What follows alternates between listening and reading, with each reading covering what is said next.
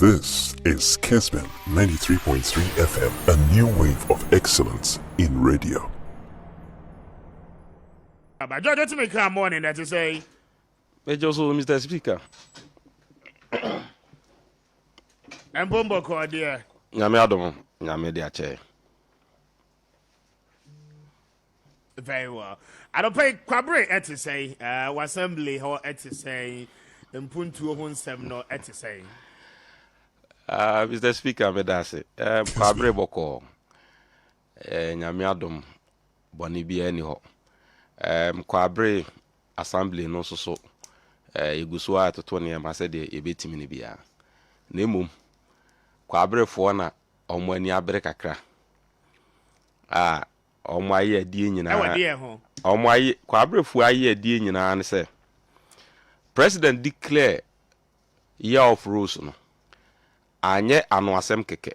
Eyade a oya ye nyina ye ni etua. Na de ma Kwabre fo wra ho kese ama wa ye adie no omo express it to this time no say ohwe tafo a Kwabre ye ne tafo bohye tafo constituency tokuro bi a befam bia ye go asphalt ho okomenhia nofa ye no omo bohye to the left ehon so udru estate a ba bia the works no eguso a omo asphalt koso den okoye chikakra na udru adwusu dwaben a udru yeru adwonkuma ho ene ho kra de na dutwam na wotra ho na adru amapoma ho na adru dwaben de a ene no adru New York ohun say asphalt everywhere, every corner in Dwaben constituency asphalt ko wanim kakra bi ne dru sechere central afija ase ene de keka ho obehun say ho nso ekoso den udru ye achi ye no sechere south no bohye agona udru ye achi agona wi amo ase ne mpatamu a eho ba bia nso kota no ohunu bi say ya kwan ne papa ye nchem aye ma ye wo mo eye afija Kwabre.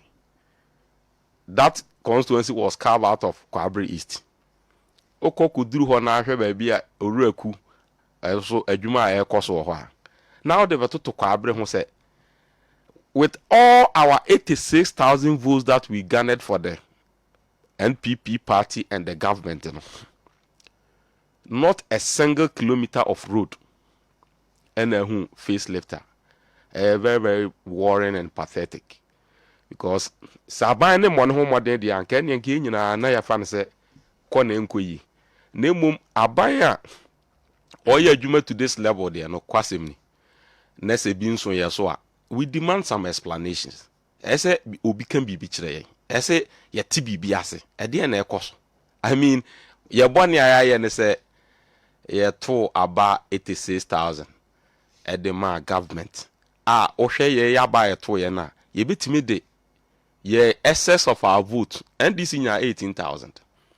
Ye bitimi de akwa kutwa region bi di.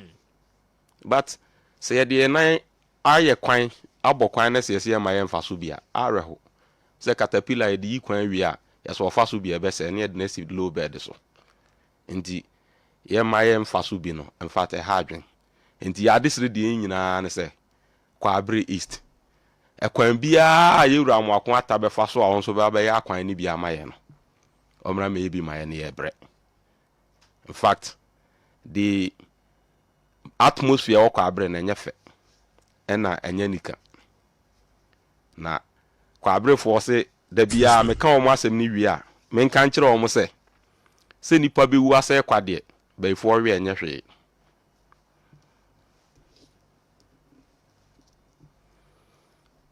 I see.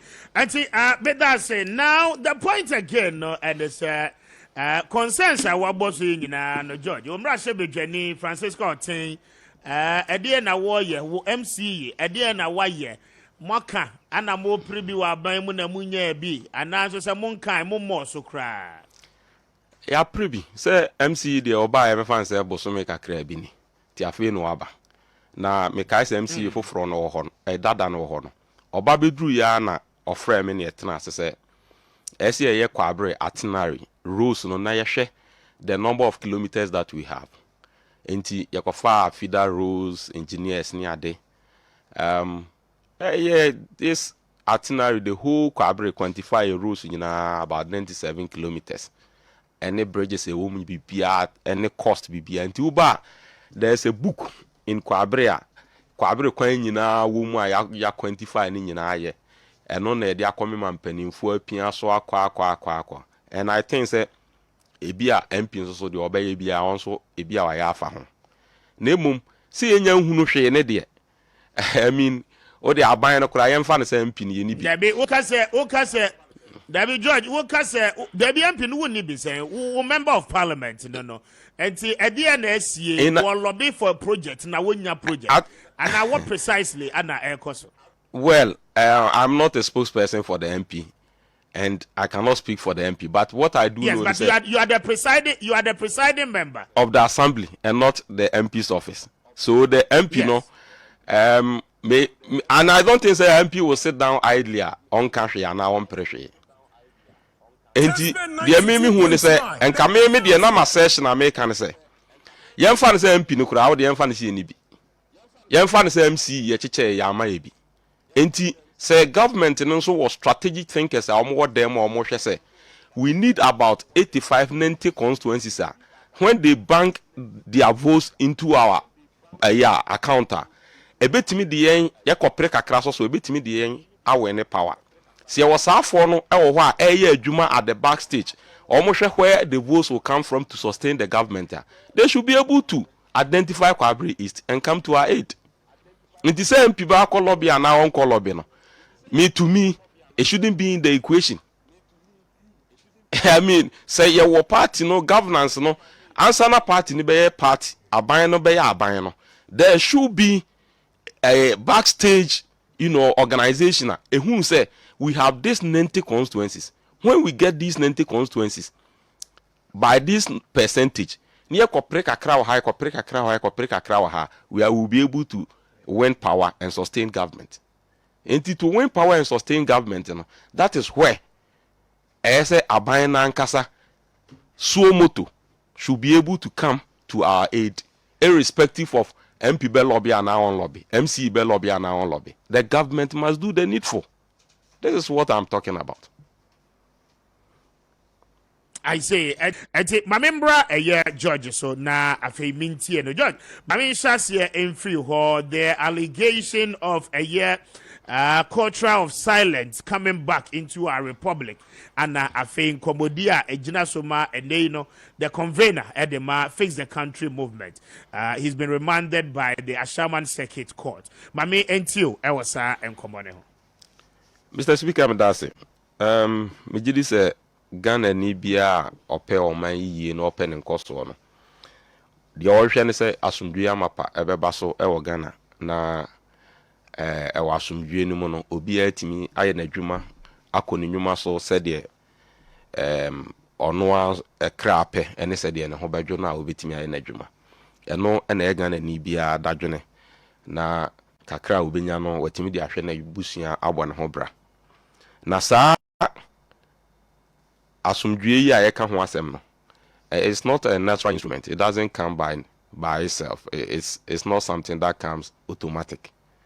Nipa bi na say asumdwe no ho adwuma na yebo ho ban saa asumdwe no ye nyina benya na enya asumdwe atenase na yakoye nnwuma so said the anope ye wa frame o studio ha ye bo nkomo fefefe no se saa de betimi akoso da ama menya kwanya abetena ha akere madwen ne Ghana fo adi nkomo a na saa asumdwe no ese eya de aye ye bo ho ban broni beka se ye guide no jealously eno ene ade a etwase ye no sisi a ewo Ghana ha na nipa o ye mamra ne ye mamuo no amaye constitution say eno na ye nyina so na ye mfa emoye ho bra so obeka ya a free state says by nyina 79 82 all those era na eba ni nyina there was rampant coup in Africa and that of Ghana in everywhere na the ntia na eba ne sa ema coup semi be nyina ne se na obia ni kwan a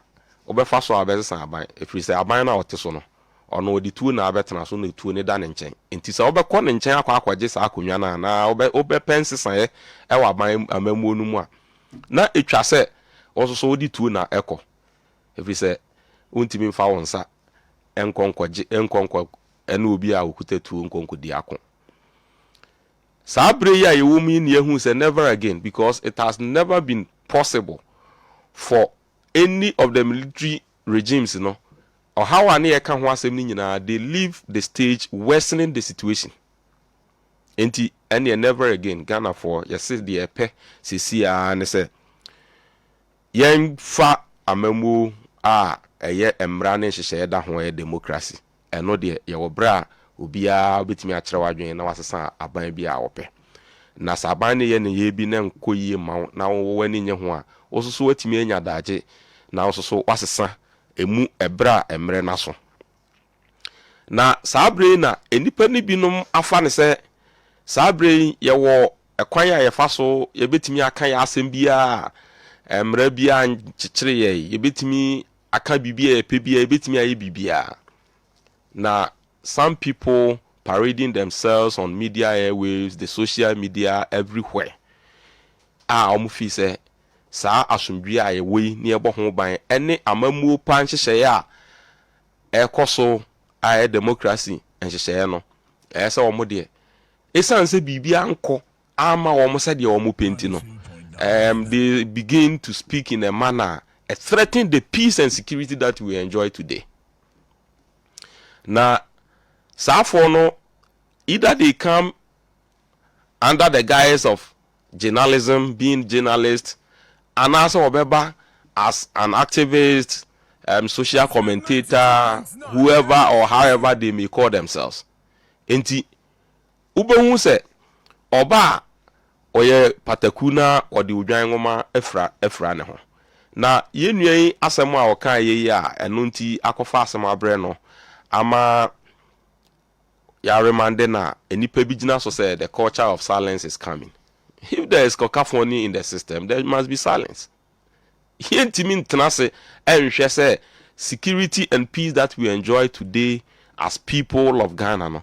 Yentimi ntena se emanipa ba akumienu bi because of your selfish and their parochial interest in ti omon titi aso say no. What is the business of government? The business of government is to protect the property and lives of the people. So anything that threatens the security of the state must be dealt with in equal measure. And he said, Okachre say, Obi actually say we have useless army. Obi actually say, or no obe stage coup. Na Okachre say nipa no emra abanyachino. Na emra ni nidi and enye kankalu court. The court of the state na yene no emrani ni dia and then no o catch them say culture of silence na eba wo no nti ase o culture of silence no and ye mai say eba na oman no ye koso enya ya asomdwe ye koso enjoy the peace and the security we have in the country, because say obi akekekra ne kan ya that would have been pardonable, it could have been excusable, but not somebody who have read the law and know the law and the law knows him. And then now will be somebody of this caliber with me trace on your Facebook or and you expect the security of the state to acquiesce on these needless comments. Enti ono ana no na yinika na de efe wo mu nyina mu ni se ekwan wo ho a sesi no o wa lawyer fo akuku dama akuto ampanye lawyer abanwea Martin Pebu nomne or lawyers akesi di na chi a you go to court and defend yourself, and that is the arrangement of the constitution. Tizesi ya ene ka say die your constitution amamra ne say nobody is guilty on any charge until that person has pleaded or proven guilty. Enti say no kwan ase wo beko court na ono a wayi ne ho ano no atwitwa age ne ho e wo mbra mu. Enti enye bra yachi obi yehu ye de boto ahye obi ti ye na fa ha wa yera ne do era na kangaroo court kwa enipa ni di asem kra unhu na nim ne that kind of attitude no ene no ni hobio ene he will have the opportunity to defend his case in court. O defending the whole ness emrani jana. Okon baby, emrani si found tuma. And you are the first person. Why you be Wagana Hama, emrani nedi, ama wako dem anaye jano. And he will not be the last person. Now going forward, and as the freedom of speech that we tout ourselves of is not unfettered. Though. There is a responsibility attached to that freedom of speech. So if you go in violation of it, don't expect say the state security will stay or keep quiet for you to mess up everybody. Na ye be kan ene de ye papa nom ye ofa nom go through. Now we can only ensure ourselves say ye I sa de we de ye be stress nyame ma bi nto ye bi. Na Ghana ha no me bra na esen ke ye ku. I understand the gentleman was a presidential staffer in the SY administration. So at the time na esen ke or call Which guy and I presidential staffer? I understand. If I'm wrong, you may correct me. The Baka gentleman, Baka Vomo or something. The name, the man in question of this case. I see. And that's my what I've heard. So I stand to be corrected though. The time when I think Kuba or Muhano, it's past and gone. No.